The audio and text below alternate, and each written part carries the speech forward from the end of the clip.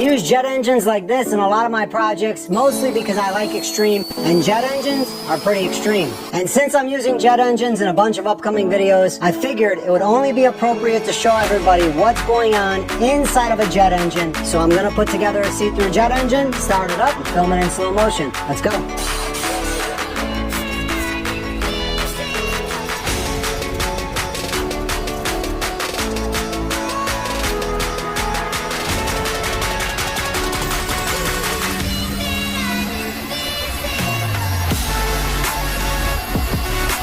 Looks like we're about 0.005 grams out of bounds.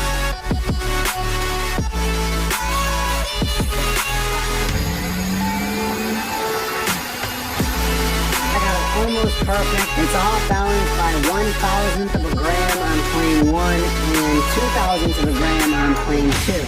That's good enough for me. Let's move on.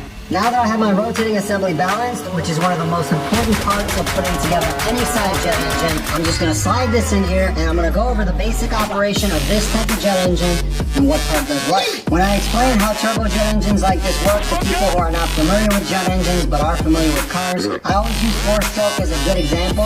Intake, compression, combustion, and exhaust, all in one continuous cycle. But since you have all these happening in a linear continuous fashion, that makes this a Brayton cycle. A Brayton cycle is simply compression, combustion, expansion equals volume. Overall, the way these jet engines work is pretty simple. The air enters the intake here, gets compressed by the compressor. That compressed air moves through the stator into the combustor where it gets mixed with fuel, gets ignited, creating heat and expanding gases, which come out the back of the engine, push the turbine wheel, powering the compressor to complete the cycle, as well as producing thrust. Now that you have a better idea for how these jet engines work, I'm going to finish putting this together.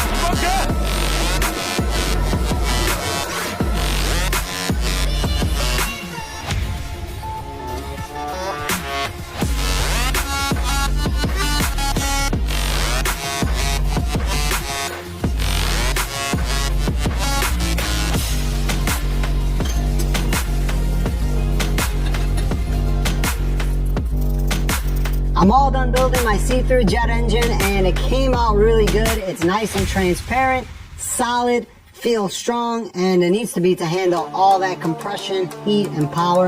Without further ado, let me get it mounted, start it up, and see what it looks like inside of this jet engine while it's running.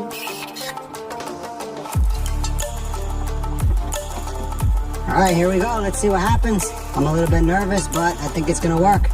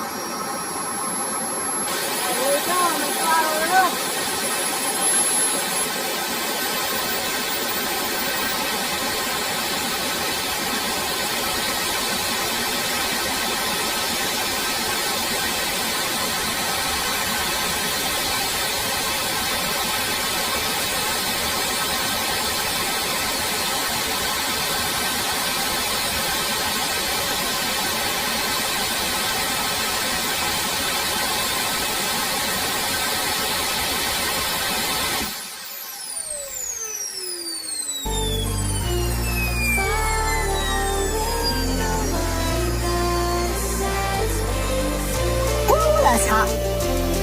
Oh yeah, that case is burning hot. Wow, that really worked out well. And it really gives you an idea how much pressure is in the cold side of that engine because it blew out my silicone gasket.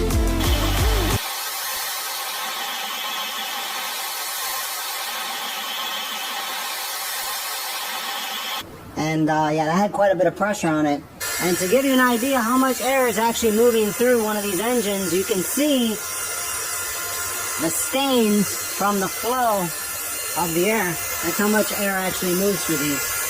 I don't know how many CFM this is. Actually, it's measured in pounds per minute. I'm glad to say that that went really, really well. I do want to do one more experiment before finishing this video. I'm going to hook up the fog machine, start the engine one more time, and pump some fog into the front of the machine right here and see if we can actually see the airflow going into the engine and maybe the airflow inside of the engine. I'm not really sure, but it's worth a shot. Oops, I accidentally left the fog machine on and closed the door. I'm feeling pretty confident.